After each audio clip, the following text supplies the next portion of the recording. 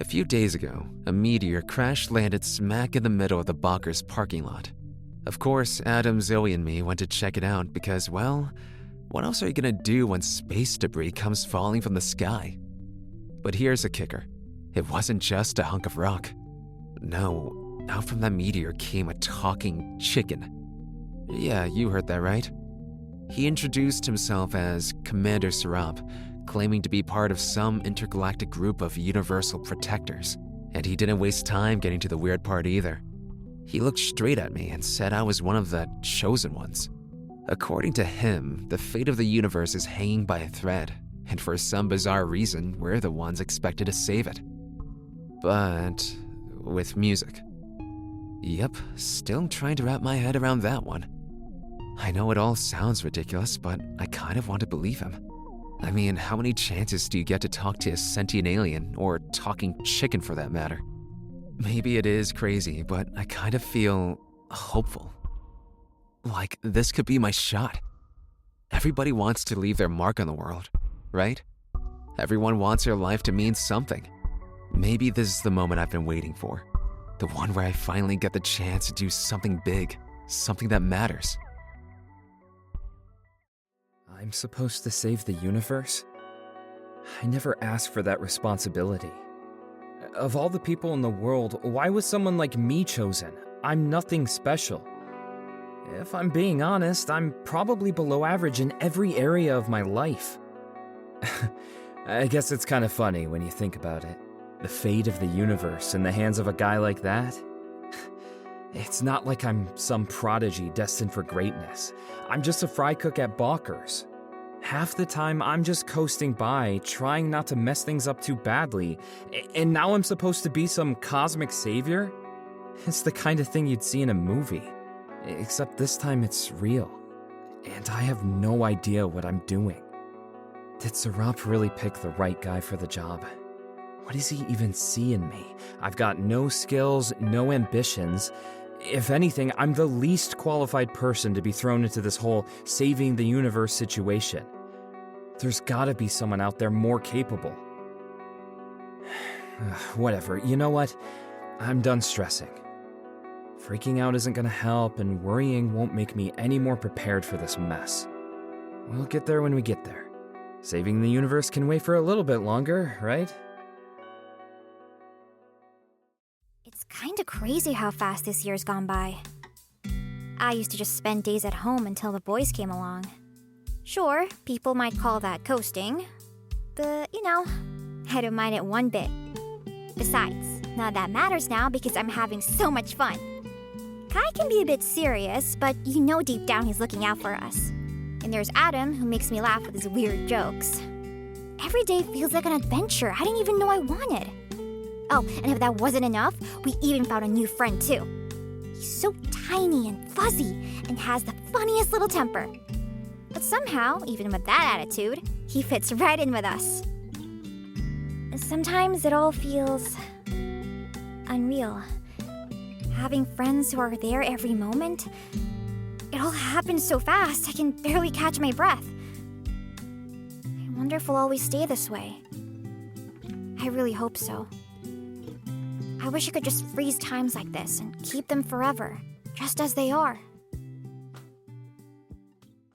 Mission log entry number 3. Mission designation, Operation Plump W.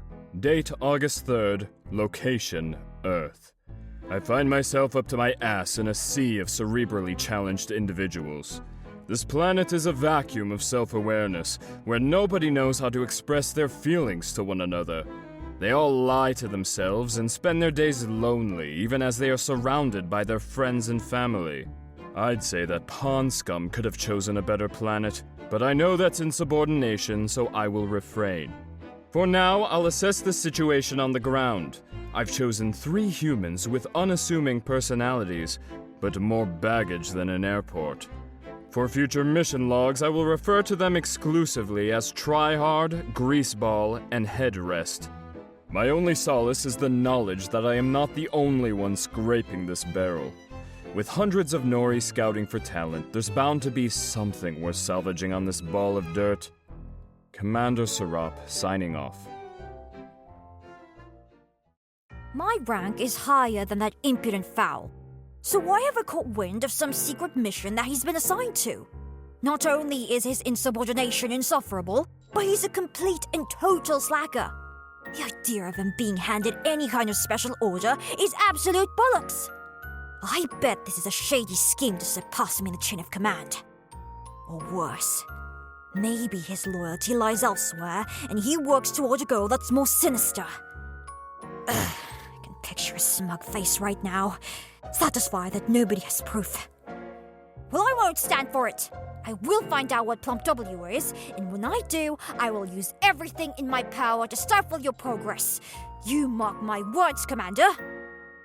In the meantime, the 1,000,001 year cycle has passed, and we've been sent to a new planet to scout for potential candidates. The 3 chosen that I've selected have already awakened their powers. At the very least, I'm confident that they have what it takes to beat whatever rubbish he gathers together. Met an alien the other day. I thought I was bugging, but I started playing with its wings and stuff, and it bit me on the tricep. At first, I thought I'd turn into an alien, but then I remembered that's werewolf rules. So, yeah, I'm still a humanoid. The alien did give me powers, though.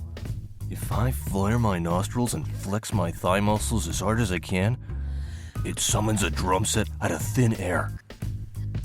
For it to appear, I also have to think about how bad I don't want people to get mad at me, and that I'm super worried about disappointing my friends. But I think it's mostly because of my thighs. I'm pretty stoked about it though. I'm ready to do my part. In the beginning, I was all worried it'd be a big deal and stuff. Like, I felt this crushing weight of responsibility. But you kinda get over it after a while. Like it wears off easy. It's chill. Nothing the L-Dog can't handle. Do you know what it's like to be on top? Well, it's not just about stardom. It's walking into a room and knowing every head will turn. It's about having that special something that makes you impossible to ignore.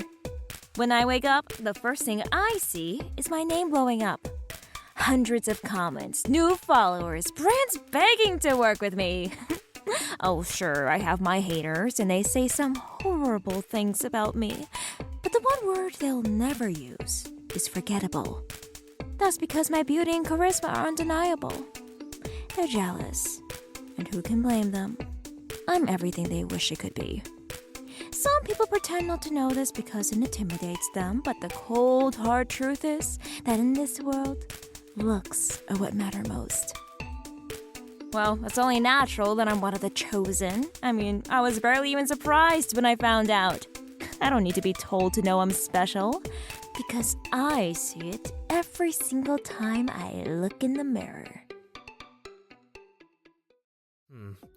Cosmic powers. Interesting. These are definitely something new. I'll figure out the best way to put them to use. Whatever happens, though, I won't let it go to my head.